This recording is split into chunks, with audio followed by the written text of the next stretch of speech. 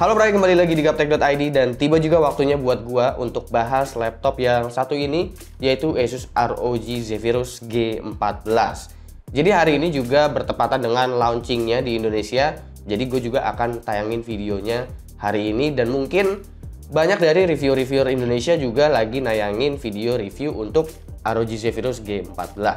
Oke, tanpa perlu berbasa-basi lagi, gue akan bahas laptop gaming yang satu ini, yaitu G14, mulai dari desainnya terlebih dahulu. Jadi untuk desainnya kali ini, memang Zephyrus G14 adalah sebuah laptop yang eksklusif untuk AMD aja. Kalian nggak bisa dapetin desain seperti ini di Zephyrus versi Intel. Menjadi premium gaming laptop pertama untuk AMD dari ROG. Dan sesuai trennya di tahun 2020, laptop ini juga tampil lebih kalem. Dan bahkan nggak ada RGB-RGB-an di Zephyrus G14. Gimmick yang dihadirkan adalah Anime Matrix, sebuah individual LED yang dapat di-custom dengan gambar, audio pixel LED, ataupun teks. Sesuai namanya, G14, laptop ini juga dijadikan laptop gaming super compact karena ukurannya cuma 14 inch. Bobot dan dimensinya berasa bahwa laptop Asus VivoBook, tapi ini ROG. Dimensinya ada di angka 32,4 kali 22,2 kali 1,79 cm dengan berat 1,7 kg aja. Yang sangat disayangkan untuk laptop seperti ini adalah absennya webcam. Padahal seharusnya Asus bisa aja kasih webcam di sini. Laptop ini memiliki 4 speaker, 2 di atas dan 2 di bawah yang udah mendukung Dolby Atmos. Desainnya ini bukan aktif aerodynamic, tapi seperti ergolift milik ZenBook dan VivoBook yang mengangkat seluruh area belakang untuk airflow. Untuk I/O-nya, sejatinya laptop gaming jujur aja gue lebih setuju jika lebih mementingkan USB Type-A yang lebih banyak karena gaming peripheral rata-rata ya USB Type-A. Seperti keyboard atau mouse misalnya.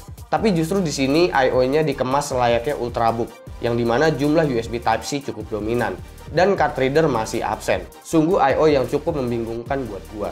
Lalu untuk keyboard dan touchpad-nya, keyboardnya ini bukan full size, sangat wajar karena laptop 14 inch. Kalau full size nanti keycaps-nya jadi kekecilan kan.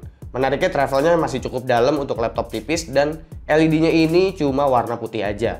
Touchpad sayangnya nggak seperti laptop gaming yang punya dedicated button untuk kliknya. Ini ya masih terlihat biasa tapi feel-nya tetap berasa premium. Dan untuk layarnya sendiri, Zephyrus G14 menggunakan panel IPS 120Hz dengan 99% sRGB Pantone Validated. ROG nggak mengklaim apapun soal response time-nya di sini, jadi asumsi gua, ini response time-nya masih di atas 3 millisecond. Lalu layar ini juga udah mendukung Adaptive Sync, tapi gue juga cukup bingung dengan konsep Adaptive Sync-nya ini seperti apa. Karena setelah gua cek, itu juga belum ada yang namanya G-Sync compatible untuk di Adaptive Sync-nya ini. Dan untuk spesifikasinya, Zephyrus G14 ini menggunakan CPU AMD Ryzen 9 4900HS, RAM 2x8GB DDR4 3200, GeForce RTX 2060 Max-Q, NVMe SSD 1TB, Wi-Fi-nya udah Wi-Fi 6 dengan Bluetooth 5, udah include juga dengan Windows 10. Untuk NVMe kalian juga masih bisa upgrade lagi ke kapasitas yang lebih besar jika diinginkan. Oke, mungkin kalian setelah mendengar namanya Ryzen 9,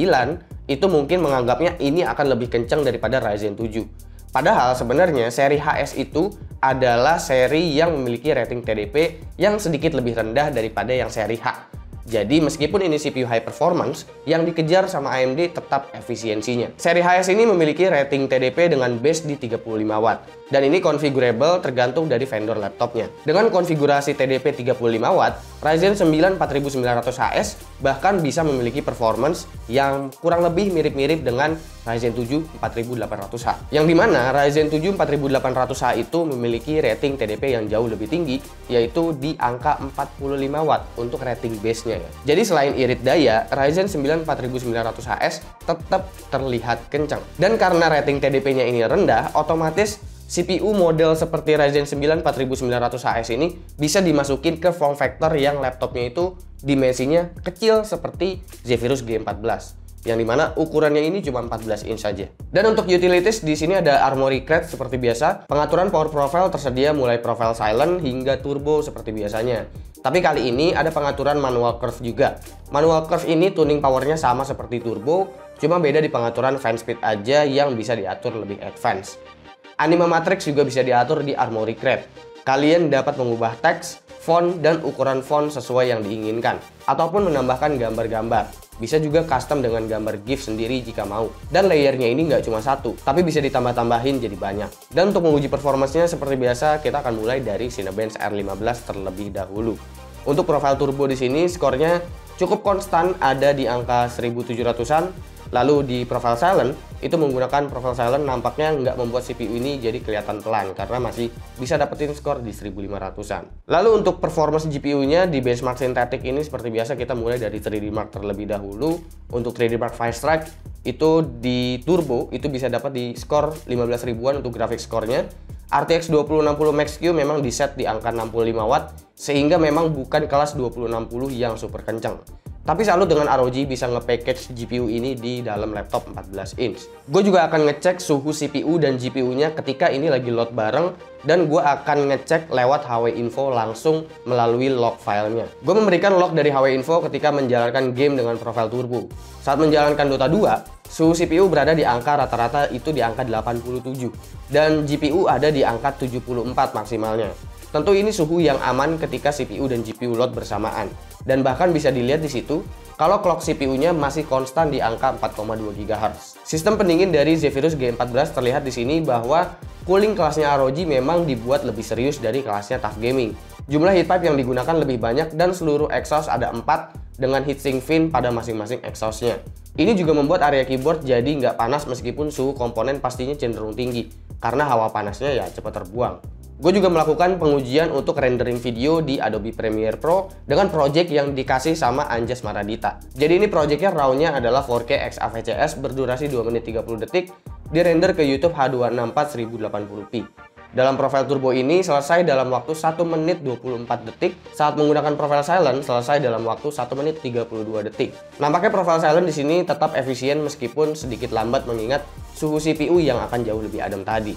Lalu untuk pengujian gamenya gue akan mulai dari game e-sport terlebih dahulu yaitu CSGO.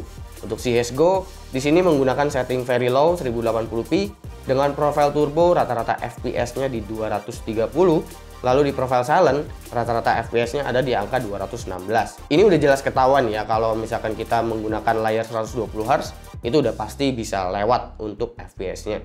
Lalu game selanjutnya adalah Dota 2. Dota 2 ini menggunakan setting fastest 1080p untuk resolusinya. Untuk profile turbo itu rata-ratanya 182 fps dan untuk profile silent itu ada di angka 164 fps rata-ratanya. Lalu untuk game AAA-nya yang gue masukin di sini adalah Battlefield 5. Untuk Battlefield 5 ini menggunakan setting ultra dengan resolusi 1080p. Untuk profile turbo itu mendapatkan rata-rata 69 fps. Sementara untuk profile silent itu 57 fps rata-ratanya. Untuk kelas game AAA seperti ini, profile turbo mulai dibutuhkan untuk kejar 60 fps di setting mentok kanan. Dan untuk game Shadow of the Tomb Raider, setting highest di resolusi 1080p dengan DLSS on. Profile turbo itu rata-ratanya 69 fps dan profile silent itu adalah 62 fps. Selama game ini memiliki fitur DLSS, 60 fps bisa dikejar dengan mudah meski ini adalah RTX 2060 Max-Q. Selanjutnya adalah SSD benchmark. Untuk sequential speed-nya, ini NVMe SSD-nya ada di angka 1,8 GB per second. Cukup disayangkan karena gue berharap dapat NVMe SSD yang kali 4 yang bisa tembus kira-kira 3 GB per second.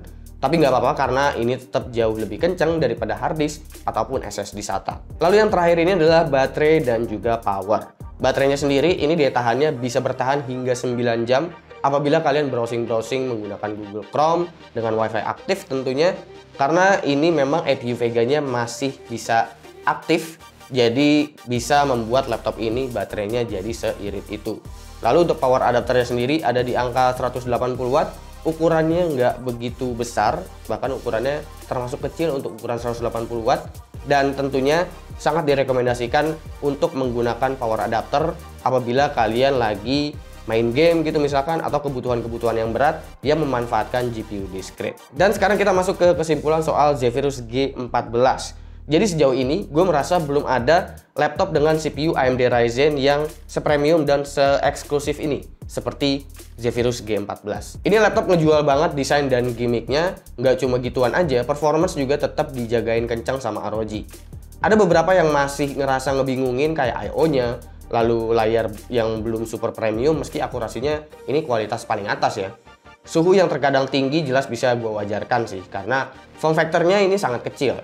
dan tersedia opsi profile kalau emang mau bikin laptopnya jauh lebih adem. Dengan harga yang diberikan sekitar 30 jutaan itu untuk versi RTX 2060 seperti yang gue pegang ini ya, gue rasa itu masih oke-oke aja, mengingat di kubu sebelah pun itu masih banyak laptop dengan RTX 2060 yang harganya itu di sekitar 30 jutaan.